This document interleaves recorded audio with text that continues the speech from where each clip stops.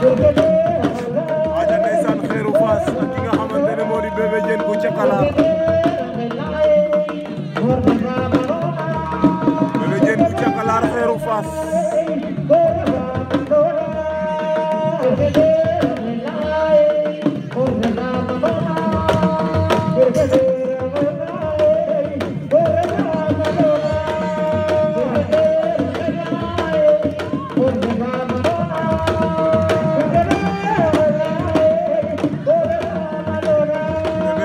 Cakalar Xeeru Fass